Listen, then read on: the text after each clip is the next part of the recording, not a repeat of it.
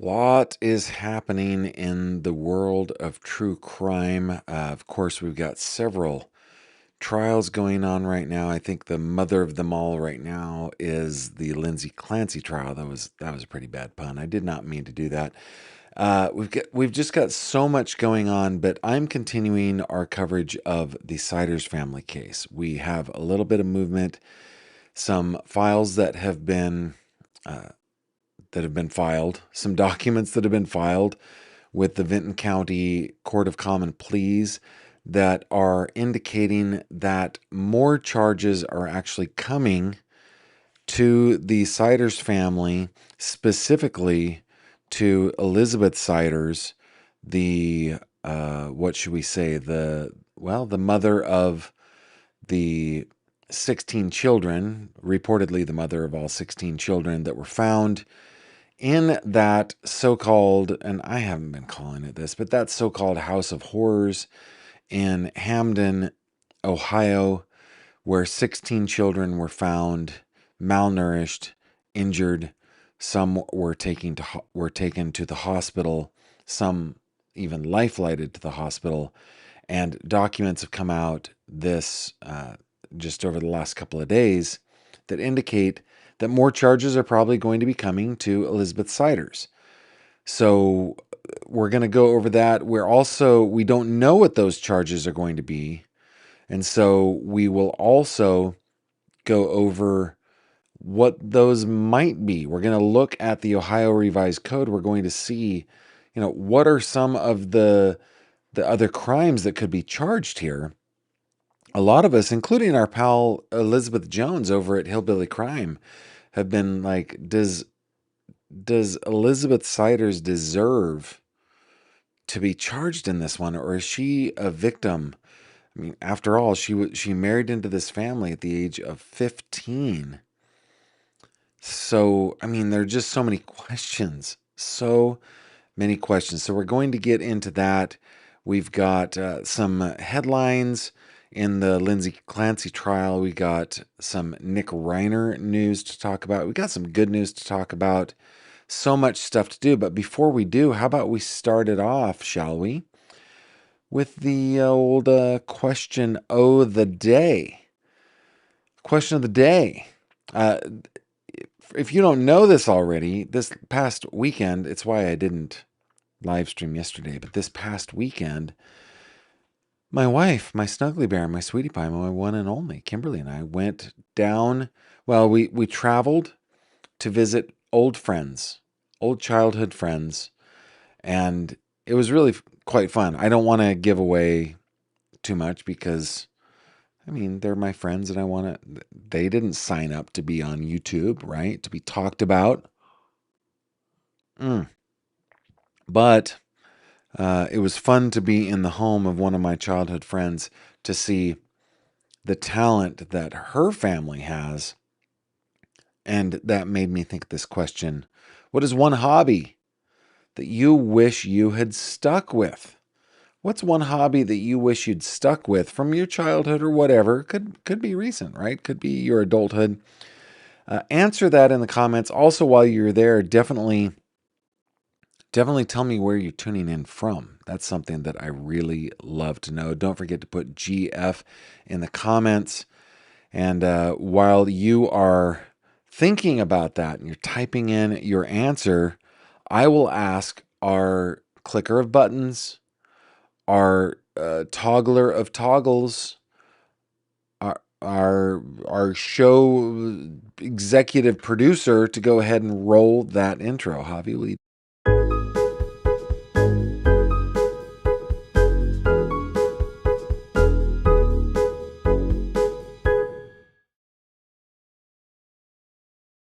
This video contains mature themes and discussions intended only for adult audiences. Viewer discretion is advised. Hello there again, my friend. Welcome back to another true crime conversation with me, Gavin Fish. Hi, I'm Gavin. What's your name? Glad you're here. Thank you very much for being here. Thanks for playing along with the old question of the day. That question is, what is one hobby that you wish you'd stuck around with? And while you guys are continuing to tell me where you're tuning in from and answer that question of the day, let's just do a quick recap, shall we? Let's just do a quick recap. Okay. Authorities in Hamden, Ohio had an arrest warrant that they had gone to serve to this man. We call him G2 around here. Some call him Gary Siders Jr. He is Gary Siders the younger, let's say. Okay. I've seen it both ways. Gary Siders Jr., Gary Sider the second, doesn't matter. He's the younger Siders man. He had 4 charges against him, misdemeanor charges of indecent exposure to people outside of his family. Police go to serve this warrant and discover horrifying living conditions inside the house. This included fecal matter, both human and animal. It was rodent, insect infested grossness happening in this house. And then they happen to notice, well, we got their like children's things around here. There are high chairs and such, right? And they become really concerned.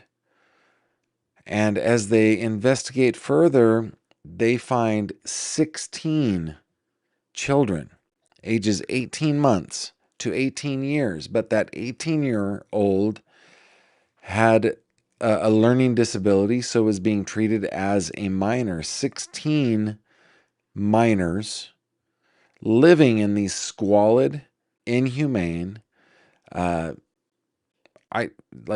filthy, disgusting conditions. And consequently, police took Gary Siders Jr., purportedly the father of these 16 children, and his wife, Elizabeth Siders, and his mom, Christina Siders, and his dad, Gary Siders, the elder, or G1, or Gary Siders Sr., however you want to say it, into custody. They were originally charged with 17 counts. That was amended to 16 counts each of endangering a child.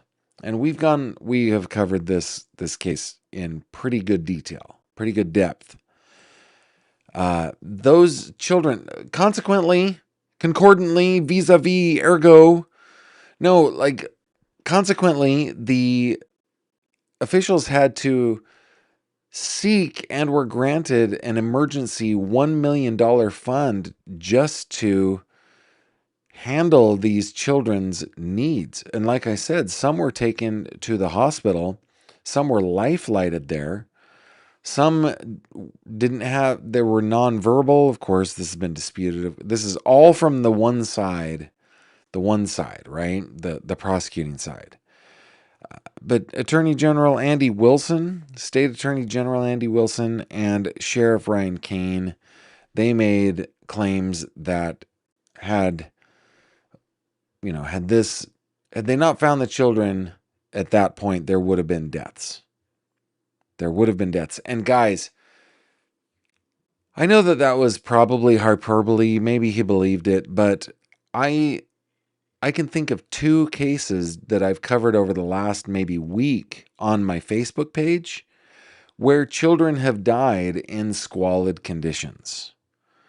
So it's possible that they were that it was that close, that they were on death's door. It could also be a politician just speaking hyperbolically, right?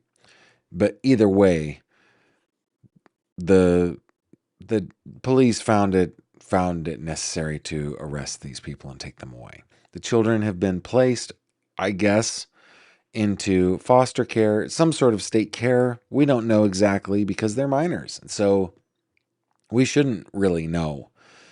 But that is the background of the case that we're talking about today. Okay? Now let me go over to all y'all's comments and just see what you guys are saying, checking in with me over here. Let's see. Montana is in the house. Thank you very much for checking in, Montana Sunshine. Glad you are here. Question of the day. Mother Dragon says, clogging. I used to be in the Cripple Creek Cloggers. Well, I am proud of you for just being able to say Cripple Creek Cloggers. That's pretty amazing. Clogging is that's pretty cool. Yeah. Ontario, Canada in the house. Gallia County, Ohio, the home county, at least for some time, of Elizabeth Siders. Becky says, hello from the Big Bend of Florida. For question of the day, I quit playing violin in junior high due to being mocked by a mean girl in my neighborhood. Wish I hadn't quit. Yeah, those comments when you're a kid, man, they cut deep. They cut deep for sure. Dietitian says, I wish I would have continued piano lessons. I still play, but definitely need to relearn. Nova Scotia here. Northern Ontario, Canada here. Toronto is in the house. Candle making and knitting.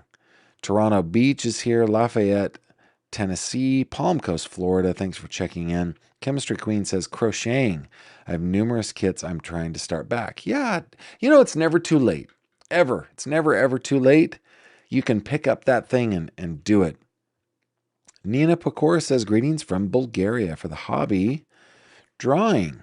So lately I'm trying to revive it in a new form. Digital illustrations. Very cool.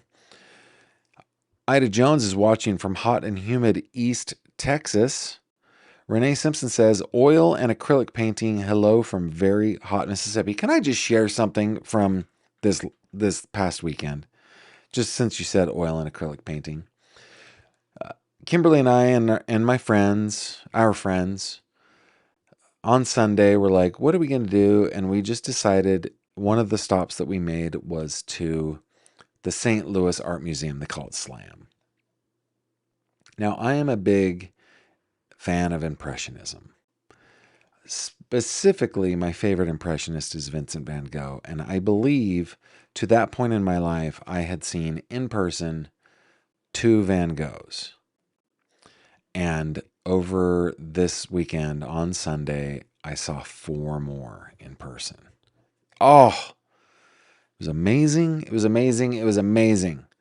But being surrounded by all of those oils of all of those amazing artists, it was really cool. Renee, thank you very much for prompting my little tangent there. I didn't push the button, Robin. It'll be okay. It'll be okay. Tina May says, hobby I wished I kept up with is writing poetry. I journal daily, but creative writing I do miss. Maybe just every once in a while. You're feeling those creative juices with bonus epiphany chunks going around in you. Go ahead and do that. Moni says, I wish I'd stuck with singing in a band. Again, yeah, pretty awesome.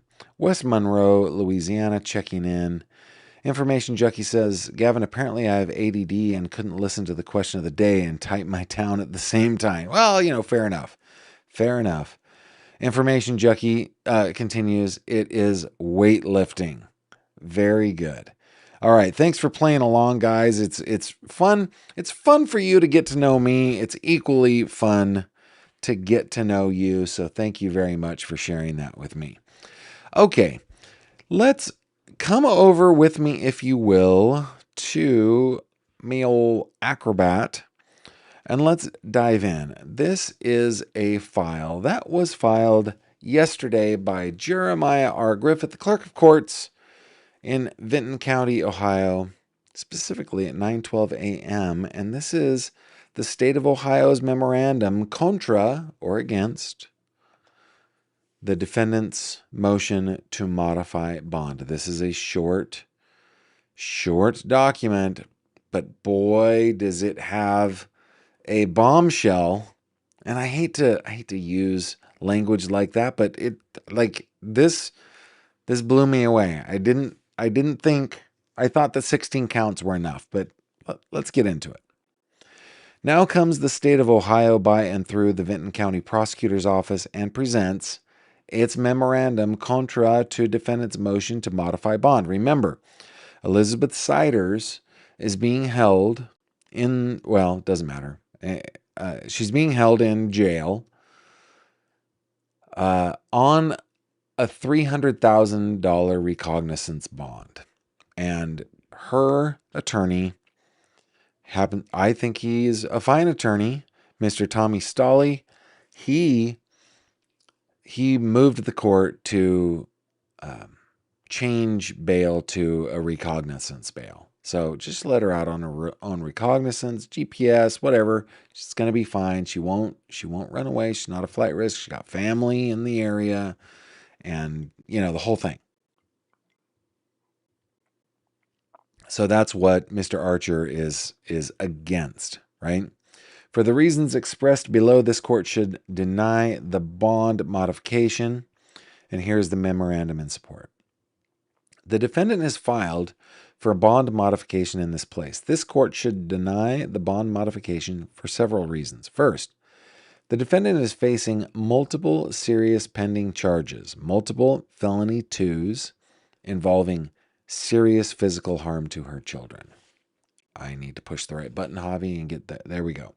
And thus is a flight risk, number one, and two, a potential risk to the victims in this case. So his first point has two subpoints.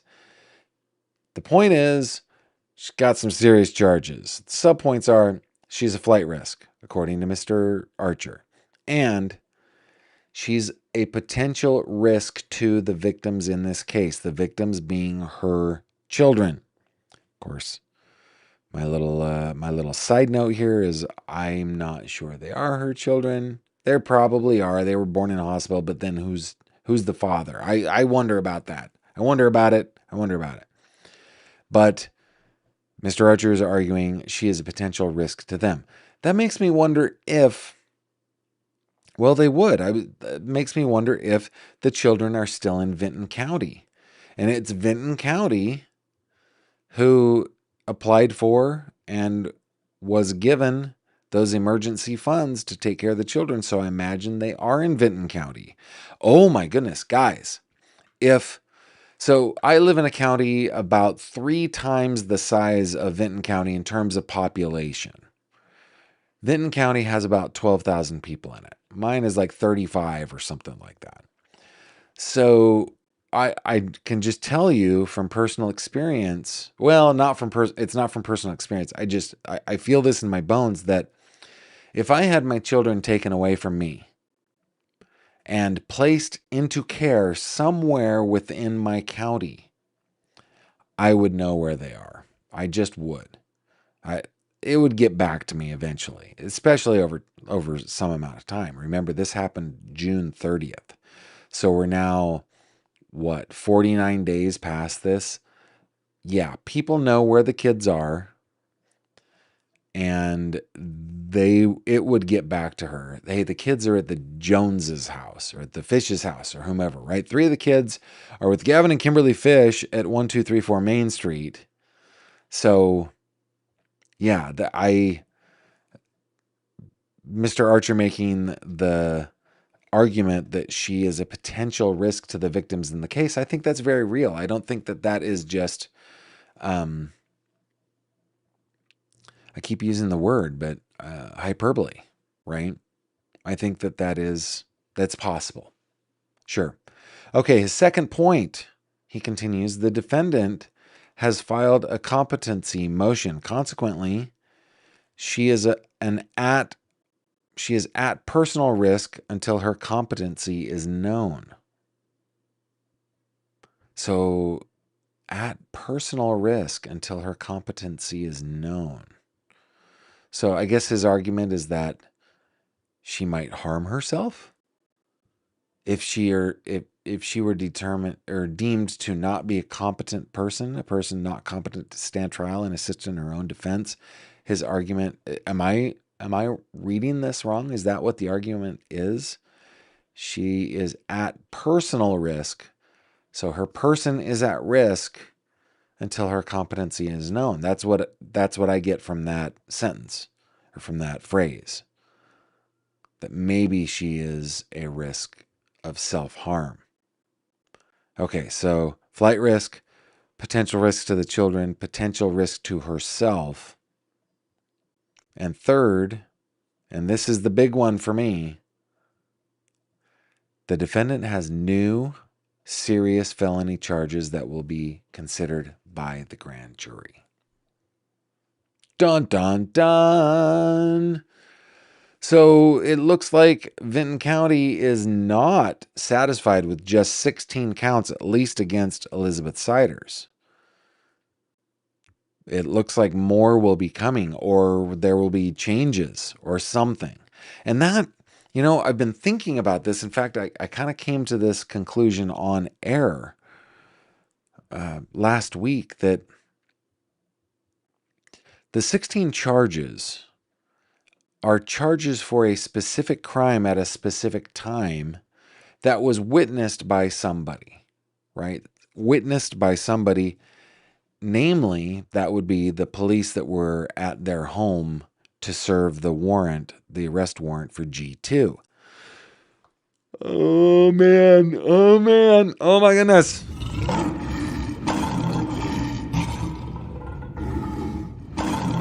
Okay, I don't have an excuse. I don't have my excuse is that I am actually legitimately tired. I'm sorry that I yawned.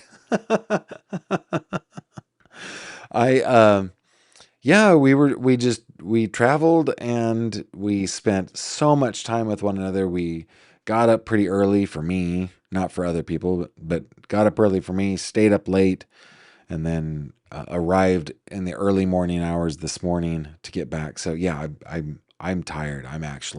My eyes are drooping. I want to go to sleep right now. So sorry about yawning in your ear. Nevertheless, I am still fascinated.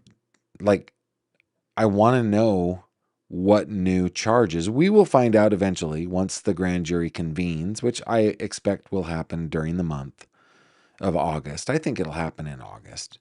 They don't convene grand juries all that often in Vinton County, but I think they will for this case. So he continues, therefore, for the reasons expressed above, this court should deny the defendant's motion to modify bond. Now, I checked in with Vinton County's website before we started the show, but let's just together just go check to see if anything else has come in. Just to know, we're just gonna search the Siders family. We're gonna open G2. Christina is next, Elizabeth is next, and G1 after that. So in Gary Sider the Younger's case, scrolling down through here, doesn't look like anything new has been filed, not since the 29th. In Christina's case, nothing new has been filed. It looks like no, we've got something in Christina's as well. Oh, I did see this earlier. Okay, real quick. It's basically the same thing, but in this one, there are only two reasons in support of not modifying bond for Christina, the grandmother, right? The defendant is facing multiple serious pending charges and is thus a flight risk and potential risk to the victims in the case. And second, the defendant has filed a competency motion. Consequently, she is at personal risk until her competency is known. So, no new charges, at least they're arguing for Christina, which I don't know, is interesting to me. Looking at Elizabeth's case, just again, nothing new besides the one that we went over. And in Gary Sr.'s case, let's see if there's anything there. Nothing new since his affidavit of indigency was filed. So that's where we are on the case. I'm curious what you guys think might be coming down the pike in terms of, what new charges might there be? Now, Frida asking what I think is a valid question. How on earth is she a flight risk? I mean, she has her thumbs, but not much else. Who has two thumbs and is not a flight risk? Ooh, me. Um, yeah, I doubt she has the means. I mean, do you think any family members or friends would stick their necks out and be some sort of accessory to her fleeing? Oh, man. I don't think so. I don't think that I don't think a flight risk. Now, could she be a risk to the personal safety of herself and her children? Maybe. But a flight risk, yeah, that one's kind of tough on me. Becky Johnson says either she might harm herself or she's not capable of fending for herself due to diminished mental capacity. Yeah, that's well thought out. Thank you for that. Maybe that's it. She's incapable of self-care. Yeah, good commentary. You guys are always so awesome. Becky Johnson says there will be a charge related to not having them in school. Becky has read ahead. Becky's teacher's pet. Good job, Becky. We are going to get into that. That's one of the things that I thought about too. We're going to get into that code. And then Mooney says, I think they may charge some kind of neglect. Possibly. Maybe. Maybe. And yeah, great. Let's get into that. Let me come over here. I want to look at a couple things. We're not going to read everything, but I'm wondering, number one is, could there be more endangerment charges? Could it possibly be that they have found more witnesses that have seen the children on more dates? And therefore, we know that the children were living or were occupying or were at the house where they were found, and therefore more endangerment charges. That was the first thing that occurred to me.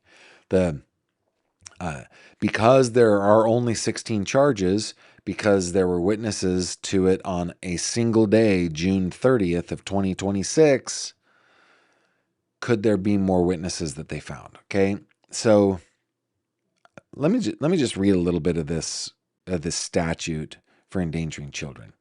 No person who is the parent, guardian, custodian, person having custody or control, or person in loco parentis of a child under 18 years of age, or a child with a mental or physical disability under 21 years of age, shall create a substantial risk to the health or safety of the child by violating a duty of care, protection, or support. It is not a violation of a duty of care, protection, or support under this division when a parent, guardian, custodian, or parent having custody, blah, blah, blah, blah, blah, blah, blah. By spiritual means through prayer alone in accordance with the tenets of recognized religious body. Okay. So they're basically saying, okay, there is a exception. It's the, treats the physical or mental illness or disability of a child by spiritual means through prayer alone. That's not endangering the child. I think it probably is, but according to the law, it's not.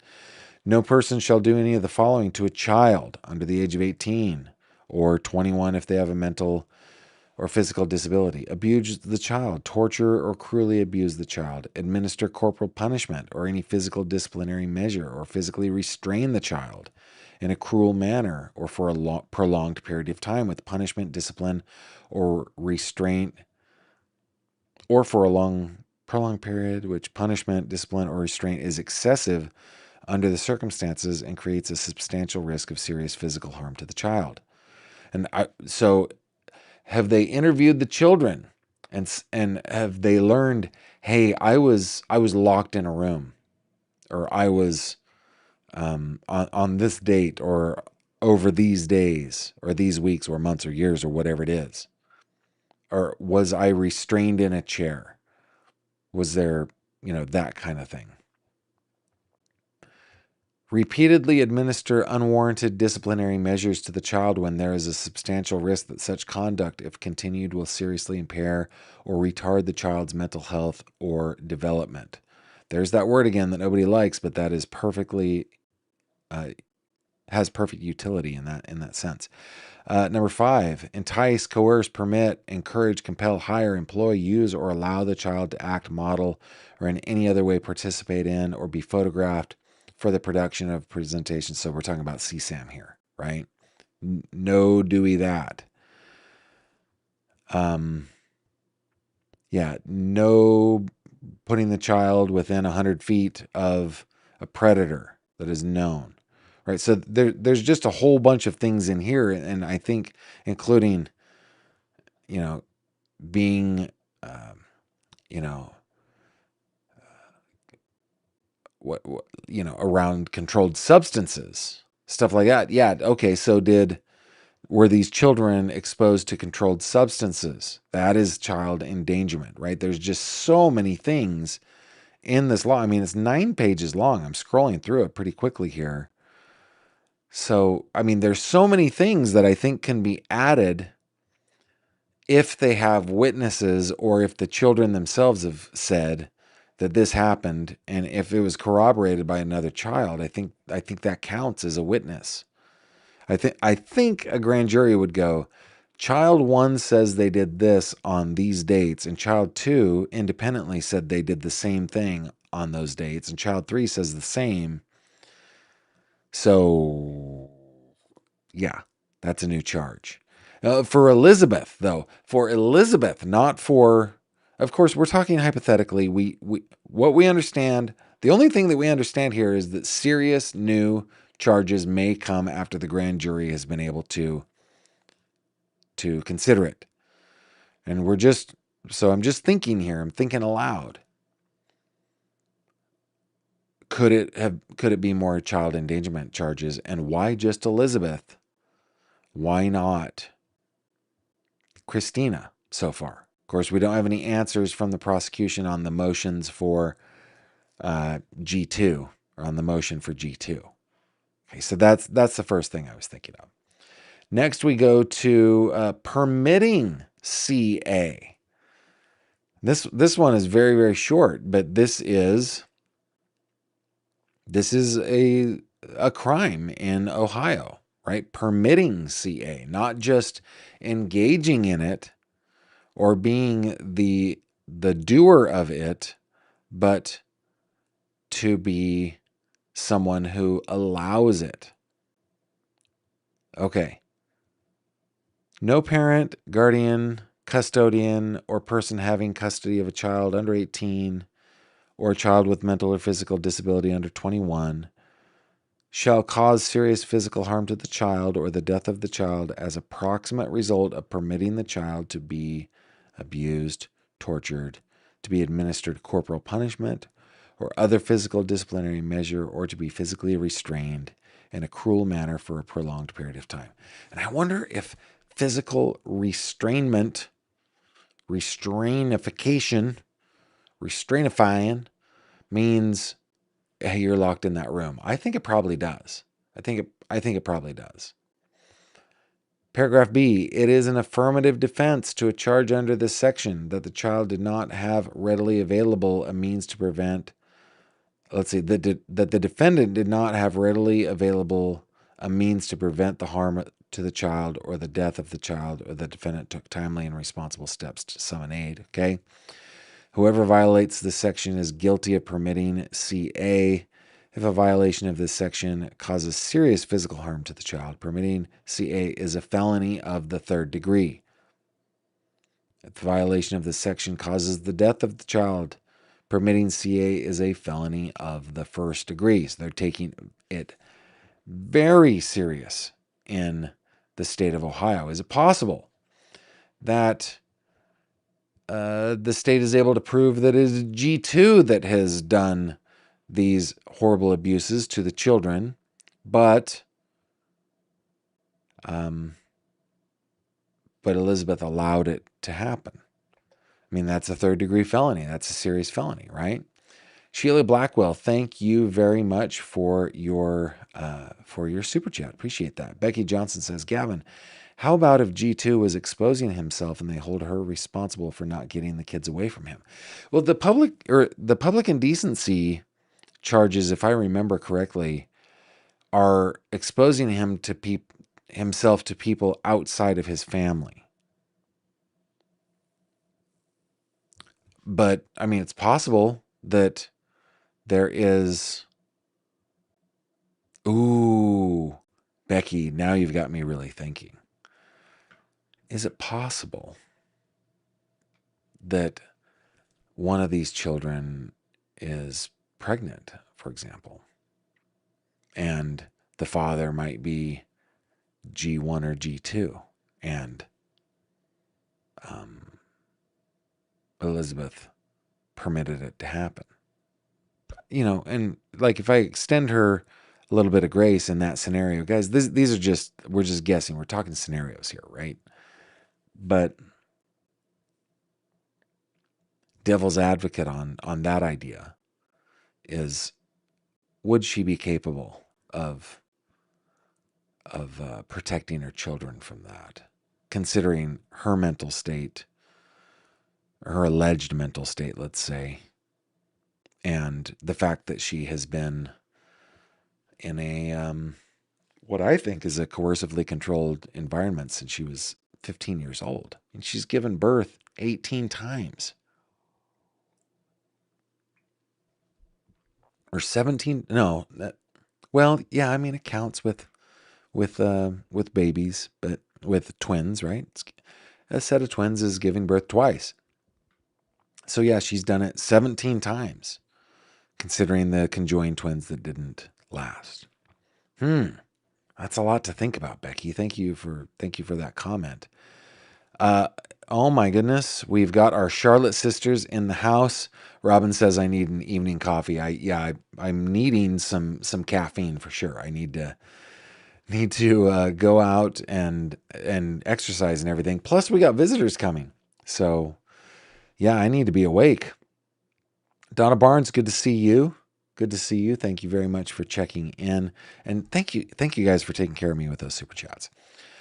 Okay, the next one that I thought might be possible here is kidnapping, right? Because don't you think by restricting a child's movement, by keeping them locked up in a room, don't you think that is kidnapping?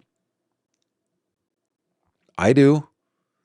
I think of the Kimberly Sullivan case and the grown man who had been locked in his room for decades since he was a child, who got so desperate that he lit the house on fire, hoping that firefighters would come and rescue him, which they did, because he was brilliant and they are amazing. That's kidnapping, guys. That's kidnapping. So were these children, and could it be kidnapping even if it's not that they were confined to a room? What if they were just confined to the house? Is it possible that constitutes kidnapping? Now, I didn't read ahead this statute, but let's see if any of this applies, okay? No person by force, threat, or deception, or in the case of a victim under the age of 13 or mentally incompetent, by any means shall remove another from the place where the person is found, or, not and, or restrain the liberty of the other person for any of the following purposes. Okay, and my argument is, keeping those children in the home, that's restraining their liberty. Okay, to hold for ransom or as a shield or hostage, yeah, that doesn't apply. To facilitate the commission of any felony or flight thereafter. I don't know if that applies, because it does feel like it's to facilitate. So to kidnapping in order to commit another felony. I don't think that does. To terrorize or inflict serious physical harm on the victim or another. That I think might apply. If they restrict the liberty for the purpose of terrorizing or inflicting serious physical harm, which I believe the serious physical harm happened. I mean, else why would they have been taken to the hospital? Right? Okay, number 4, to engage in sexual activity with the victim against the victim's will. This one is one that I'm fearful might be true. Fearful of it. When I see cases like this where we've got low education levels, we've got poverty, we've got possible alcohol abuse, we've got possible substance abuse, we've got possible mental illness. I can't tell you how many times we also see SA. So I'm concerned about this. Okay, number 5, to hinder, impede, or obstruct a function of government or to force any action or concession on the part of a governmental authority. Hey, does this qualify if they were working to keep their kids out of school? Is that obstructing a function of government? I think that's arguable. I do. To hold in a condition of involuntary servitude. That's another one. I don't think these children were indentured servants. Okay. Item B, no person by force, threat, or deception, or in the case of a victim under the age of 13 or mentally incompetent by any means, shall knowingly do any of the following under circumstances that create a substantial risk of serious physical harm to the victim, or in the case of a minor victim, under circumstances that either create a substantial risk of serious physical harm to the victim or cause physical harm to the victim. Number 1, remove another person from where the other person was found, restrain another of the other person's liberty. Again, I think that counts. I think it counts. And then these can be a felony of the second degree. Then let's see, that it can also be a felony of the first degree. So, and then it sets out, what the definitions are and what the prison term shall be and so forth. So, kidnapping, I think, guys, is probably on the table. I really do. I mean, can you kidnap your own child? I think under the definitions here, it's possible. It's possible that we see a kidnapping charge. Okay, the next one, felonious assault, right? I mean, sometimes we think assault is like beating up somebody. That's not assault. That is battery. Assault can be something very different legally. Let's read through this real quick. No person shall knowingly do either of the following: cause physical serious harm to another or another's unborn, or cause or attempt to cause physical harm to another or to another's unborn by means of a deadly weapon or dangerous ordinance. No person with knowledge that that person is tested positive as a carrier of a virus that causes acquired immunodeficiency syndrome shall knowingly do any of the following. So if a person knowingly has AIDS and engages in sexual conduct, that is felonious assault. Let's see, the prosecution of a person under this section does not preclude prosecution of that person under the other section. And then who violates this is guilty of felonious assault. So I think A probably qualifies here. I think A1 and 2 probably qualify here.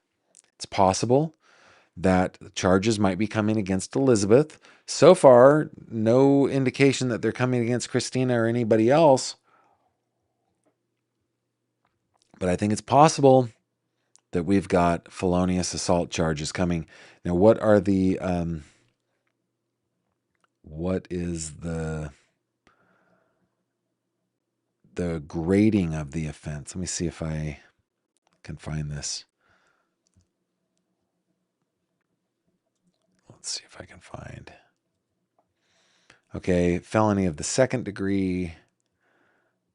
Yeah, felony of the first or second. So it could be a felony 1 or 2 if they are found guilty of felonious assault. Okay, the last one I found, which I think Becky brought up. Was it you, Becky? I can't remember.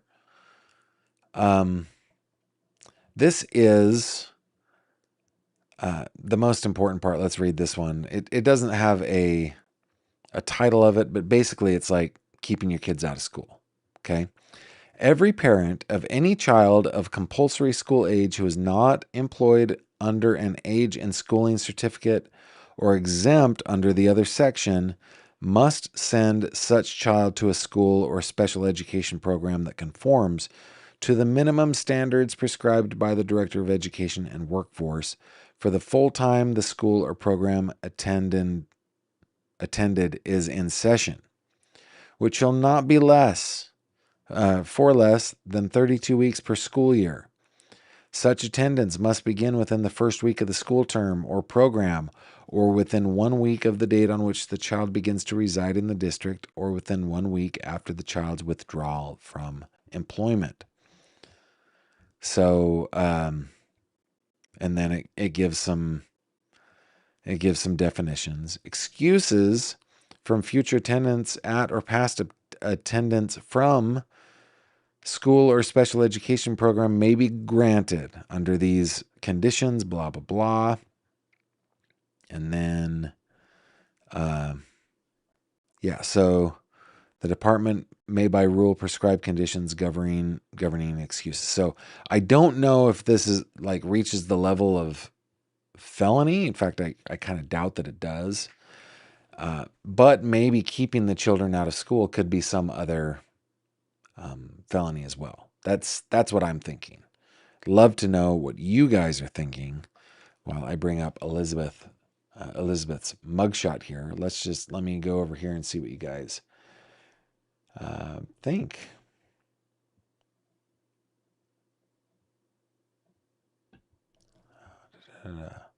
Becky says, Gavin, if they were in fact confined to a room, yes, that could be considered kidnapping, but I don't think they were continuously confined. I think they may have been told to hide there.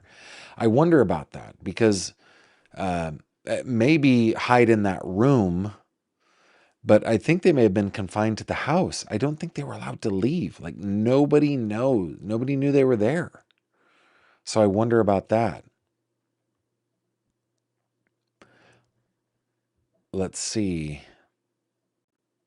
If the children, says Becky, witnessed G2 and Elizabeth Siders doing the deed, that is CSA. All right. Lock your doors, folks. Lock your doors. Let's see if there's anything else. I just want to go through the comments here. This is a good comment. You didn't put GF in it, but everyone these days has online means they could have gone to school online. They were purposefully keeping their kids out of school. For what reason? I don't know. It could be that they just were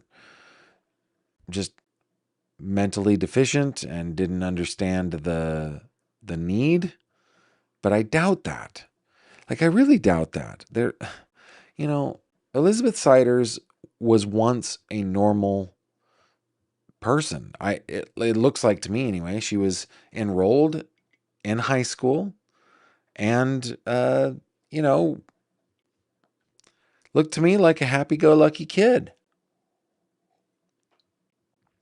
No, I mean pictures don't convey whether there were some special needs there, but like I have a hard time thinking that they didn't understand that their children needed to go to school. I mean, they enrolled them in school in Gallia County, right? So I don't believe that. I think that they could. I think they were probably hiding the children because they just didn't want to be on the radar because of the way they were living. That's what I think. I mean, we understand from a previous landlord that they left the house in the same condition that this house was in. So I think they're probably just hiding. That is my take on it. Lady Bav says, Gavin, I read that the oldest daughter went to the gas station nearby to apply for a job right after she turned 18. Interesting. Bob Foudy says it was reported that the room the kids were in was locked. I don't remember that reporting specifically, but if it was, I certainly think that's kidnapping.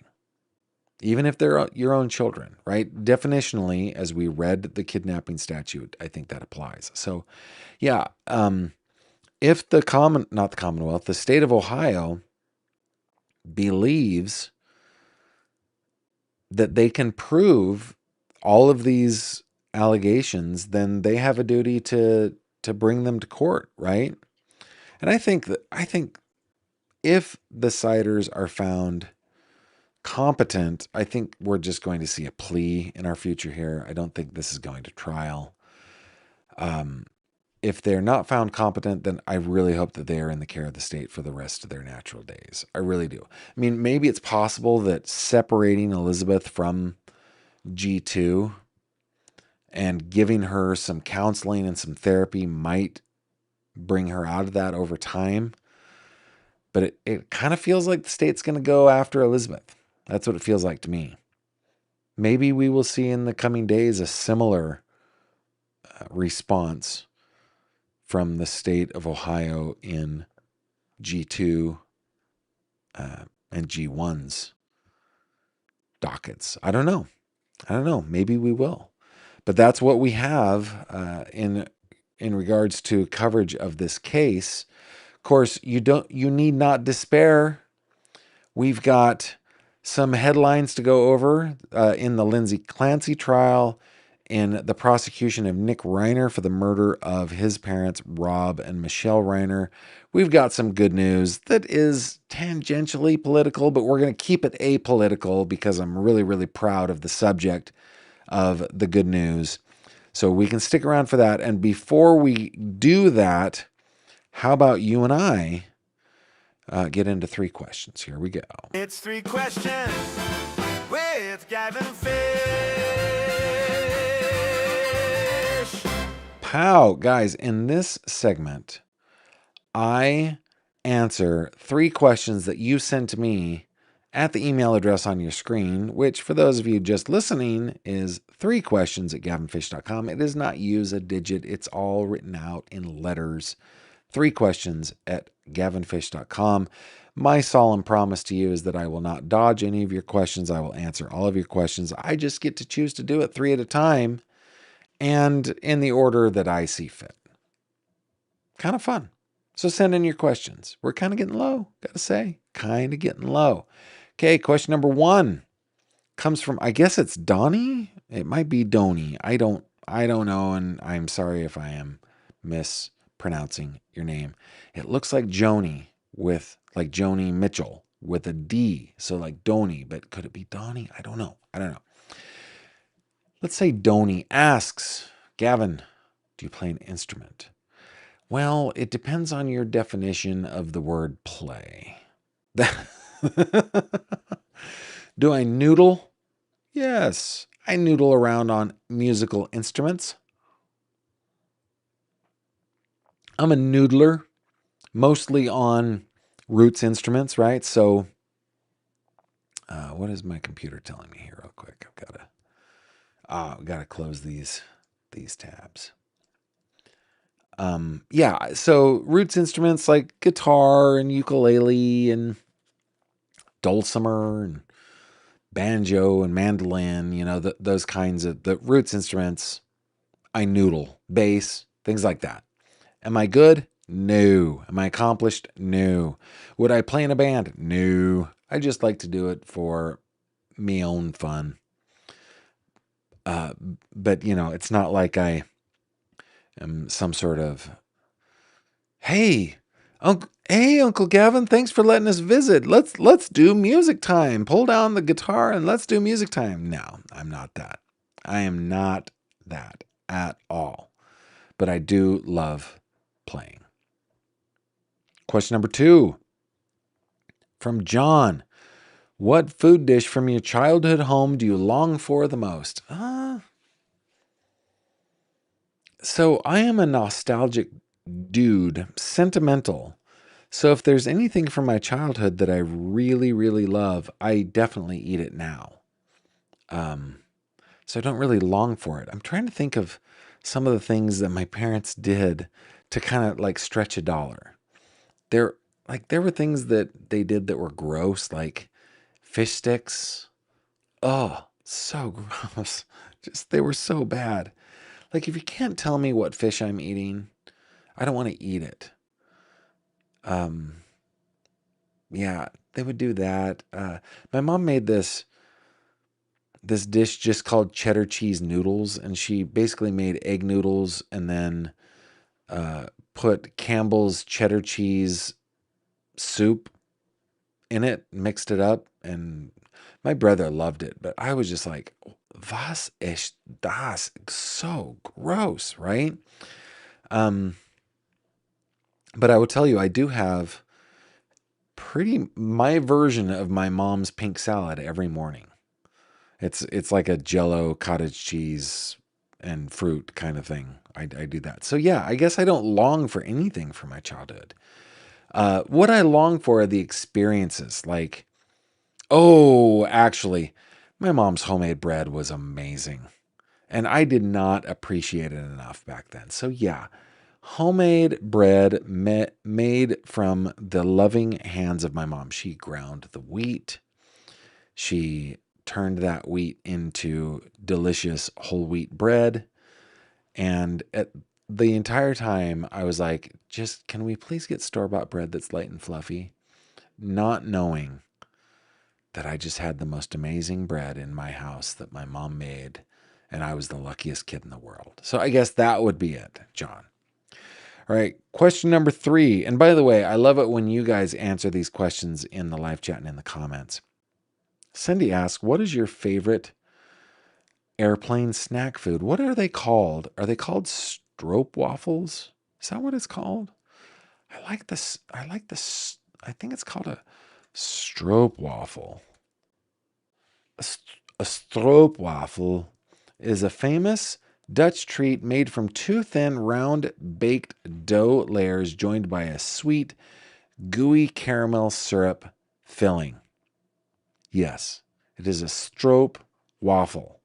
That is my favorite. I can't remember what airlines serve that. I feel like it's like Delta. Does Delta do that sometimes? Anyway, the strip waffle is a delicious thing. That is my favorite airline snack food. Of course, when I go on a plane, I typically have my own like snacky foods. Yesterday, I overdid it. I overdid it, and I had like plain M&Ms, and I had some like Chex Mix. I had a Coke Zero. I overdid it, but as in terms of the stuff that airlines pass out, it's the stroopwafel. So, what are your answers to these questions? Do you play an instrument? If so, what is it? Question number 2: what food dish from your childhood do you long for the most? And question number 3: what's your favorite airplane snack food? Please answer those questions because it helps me to get to know you better. And while you're doing that, while you're exercising your thumbs on your phone or whatever, how about we get into some headlines? Here we go.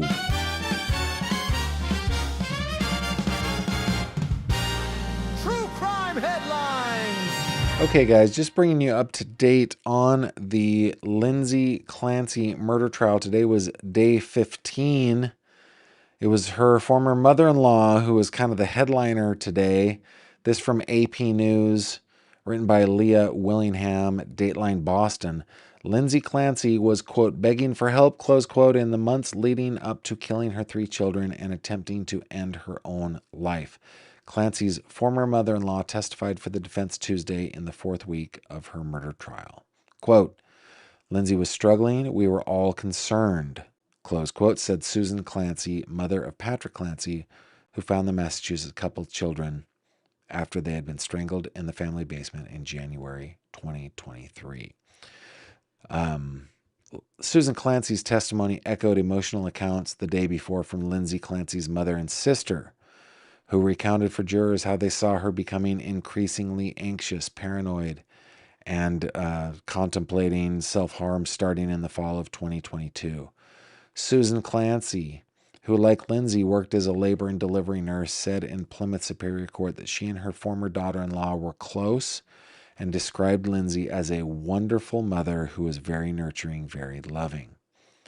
Susan Clancy said that Lindsay was open with her about struggling and asked for her mother-in-law's support. The jury was shown texts between Lindsay and Susan Clancy in which Lindsay spoke about fears that she had developed a dependence on benzodiazepines but couldn't sleep without taking them. I'm not okay and I'm terrified of taking meds tonight, Lindsay texted her mother-in-law on November 30th, 2022, 2 months before the killings. On Monday, Lindsay Clancy's mother, Paula Musgrove, said her daughter was scared of sleeping alone, became increasingly paranoid, and believed the medications she was taking were destroying her mind. That December, Lindsay Clancy told her mother and her then husband, Patrick Clancy, that she had thoughts of harming the children, Musgrove said. Lindsay Clancy's sister, Allison Osga, testified that at the end of December, Lindsay told her she had experienced thoughts of self-harm every day for a month. And then there's more. But emotional testimony as the defense gets their chance to show the jury what they believe will get her client acquitted or at least found guilty by reason of insanity. Did I say guilty by reason of insanity? Not guilty by reason of insanity, right? So, very emotional. Now, I want to take a moment to just go a little bit tangential on this. Not long, not enough to push a button, maybe. No, probably enough to push a button.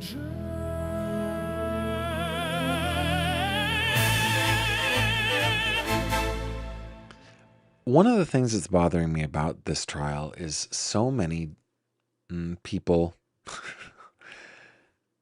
that are earnest and lovely people, I'm sure, that all think that Patrick Clancy is the killer of his own children and that Lindsay is some sort of patsy fall person. Lindsay says she did it. Her defense says she did it. The prosecution says she did it. Her mother, her sister, her mother-in-law all says she did it. And it's just driving me crazy, all the stuff that I'm reading online. Patrick did it. Come on. Like, use your brain. Use your brain on this. Find what you think is the most probable thing and lean into that. Don't go into the less probable stuff. But okay, to each their own. The other case I wanted to bring you up to speed on from New York Times is something that I honestly didn't think was going to happen in the Nick Reiner case. I thought that the Slayer statute would not block him from accessing money from a trust fund because he hadn't been convicted yet. As I read the statute, he wasn't convicted yet. But if we go to the New York Times, it doesn't say who wrote this, but Slayer statute blocks Nick Reiner from trust fund, it's Stewart says. Not Stewart, it's Stewart says. And this is from a couple of days ago, but in the New York Times, a financial steward of Nick Reiner's $1.6 million trust fund argued in court papers that California's Slayer statute prevents Mr. Reiner from receiving that money to defend himself against charges that he murdered his parents. Mr. Reiner, the younger son of Hollywood director Rob Reiner and Michelle Singer Reiner, has pleaded not guilty and has taken legal action to gain access to the money so he can hire a private lawyer. He is currently represented by a public defender. In court papers filed this week, a professional fiduciary with oversight of the fund Mr. Reiner's parents established when he was a baby opposed the request. The papers cite a California law known as the Slayer statute, which prevents people from inheriting money from someone they feloniously and intentionally kill. Quote, California has enacted no exception permitting in killer's inheritance to be used for criminal defense costs, wrote Lorianne Wright, a lawyer for the professional fiduciary Jody Pay Montgomery. In the filing, Ms. Wright wrote that under the Slayer statute, the trust funds in this case would be passed to Nick's siblings, Romy and Jake, and that Miss Pay Montgomery has a fiduciary responsibility to them as well. She noted that although Mr. Reiner is presumed innocent, releasing the funds now would be irreversible. In a statement, a lawyer for Mr. Reiner, Anita P. Wu, rejected the assertion that the California law applies. Quote, "The Slayer statute requires a determination, not a mere accusation," she said. That was my position as a layperson when I read the statute. Continuing the quote, "Nick is presumed innocent and has been convicted of nothing." A spokesman for the family did not immediately respond to a request for comment. A hearing in the case is scheduled for Monday. This was back on the 15th, so it must have happened yesterday. Ms. Wright argued that the question would ultimately be determined by the criminal proceedings. Mr. Reiner was indicted, and then blah, blah, blah, blah, blah. Okay? So he's still being held without bail, Nick Reiner, in the murder of his parents, Rob and Michelle. Now, before we get into our next little segment, we're going to get some good news so that we can cleanse the palate of all this bad news and go into our evening refreshed, invigorated, and not smacking of the garlic and onion of these cases with the minty spearminty freshness that we all want. Okay, that was my mixed metaphor. I'm going to work on it. We're going to get into that, but before we do, let's just check in on a couple of your comments to see what you guys said about what we've been talking about, including the 3 questions. Chemistry Queen says, if they ran to a different location because of truancy, then understood something. Then they understood something. Yeah, I agree. Jing 1256. I don't buy the illiterate. G1 and G2 looked fed, and so did Grandma. Okay. Kim Lawton or Lofton or Lawton or Lochton. I've heard that pronounced so many times. I believe all the kids are Elizabeth and Gary Jr.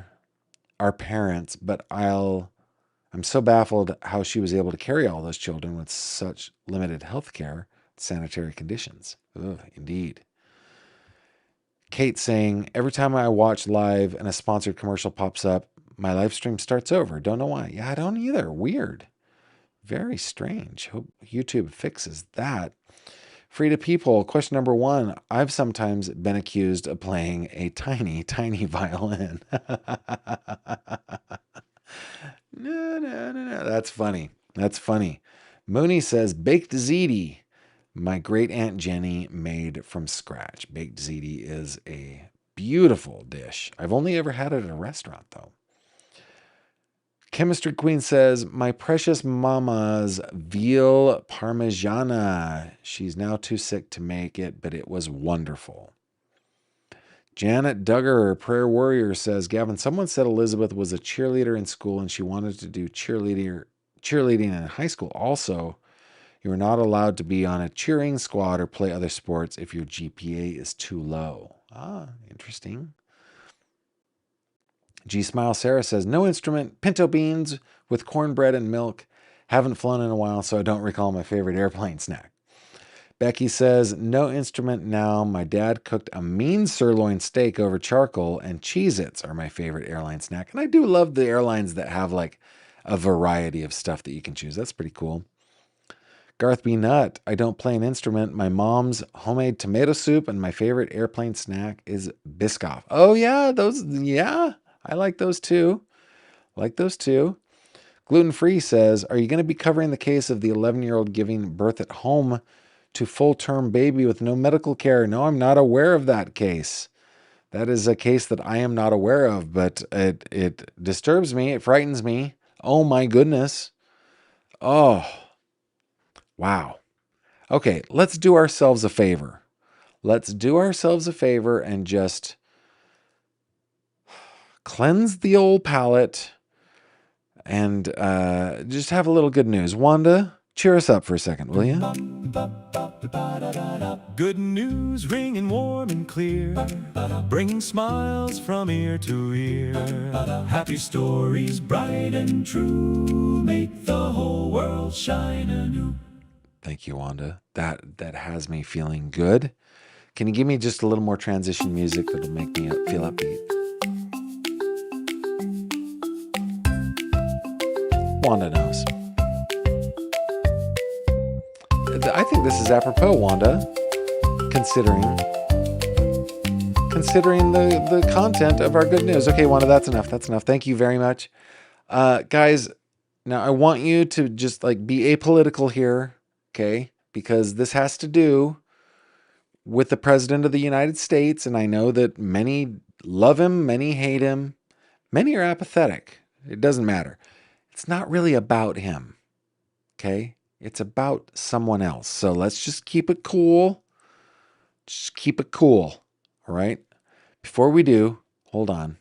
I want to acknowledge the super chat that just came in from Devo Mama. Thank you very much for doing that. Only half of your viewers have hit the like button. Come on, Fish Tank. Come on. Thank you very much, Devo Mama. I appreciate you. Okay, here we go. Here we go into our good news. Teen lifeguard and boy he rescued are honored at the White House, which I think is pretty cool. It doesn't matter who the president is. If you guys saw this video, this was impressive, okay? Dateline, this is AP, Dateline, Washington. A teenage lifeguard and the boy he rescued off the coast of California were reunited Monday at the White House as President Donald Trump honored both as heroes. Quote, "What you did was incredible and everybody saw it," Trump told the boys, referring to a viral video of the July rescue in Santa Cruz. Quote, "When I first saw it, I said, roll that back. I want to see that again." Seated alongside 16-year-old lifeguard Ryder Williams and 10-year-old Nathaniel Rye, Trump marveled at how each of them stayed cool in the dramatic ocean rescue in Santa Cruz in July. The boys' families joined the Oval Office reunion along with lifeguard Aaron, probably Bonin, who aided in the rescue. Online videos of the rescue have been viewed millions of times worldwide. The footage shows Williams clutching Nathaniel as heavy waves repeatedly smash. Guys, if you have not seen this, the cool, collected way in which this lifeguard worked as waves were crashing down on them was impressive. I am the father of 2 former lifeguards, actually 1 current and 1 former lifeguard. The things that these kids do, just super impressive, okay? At one point, the boys disappear underwater for several seconds before emerging from the surf, Williams continuing to haul Nathaniel toward the shore. Trump hailed Williams as a real hero. He told Nathaniel that God was watching you. Trump and Williams sat in chairs in front of the Oval Office fireplace where Nathaniel and others sat alongside on a pair of couches. Asked about the moment, Williams credited those who trained him how to snap into action. What a good kid. In those dangerous moments that we have, we always try to fall back on our training. I really was thinking about how to get the boy out of the water as fast as I can. Wearing a black uniform with a California State Parks lifeguard patch, Williams said he hopes to train as a paramedic and to become a firefighter. Good, that's what we need. Kids who's, oh, that makes me so happy. Guys, I have a late classmate from high school who was just all sorts awesome. She was amazing.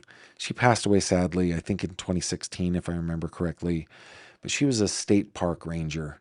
And I just, when I found out that she was a state park ranger, I was like, that is so perfect because of her love of the outdoors and of nature and of conservation that she displayed as a child. And I love reading that this lifeguard is like, this is what I want to do. I'm a young man, I'm a teenage man, but I want to save people, I want to help people. So he wants to be a firefighter, which is pretty amazing. And we don't have to read the rest of it. I just love it, love it, love it so much. If you have not seen that video, go see it. And that made me feel happy. I hope that makes you feel happy as well. It's a happy way to end. Sadly, the end has come, but we get to end it happily. Thank you very much for being here. Tomorrow, Wednesday, August 19th, we will be doing not only our regularly scheduled programming, which starts on YouTube at 6 p.m. Eastern, but we will be doing our members only and patron only after show. Not quite sure what to do yet. What our topic is going to be. But it's really more of just like a good chill. It's a good hang, right? So if you are a member or a patron over on Patreon, we will be doing that at 7:30 p.m. tomorrow. So, if you're not, you're welcome to join us, and we would love to have you. The other thing is you can find me on Spotify. If you are in the Rewatch crew and you have Spotify Premium Video, boy, it goes a long way. It's such a help to the channel if you watch on Spotify. So I encourage you invite you to do that. And thank you to those who do. And thank you also to those who listen on your favorite podcast platform.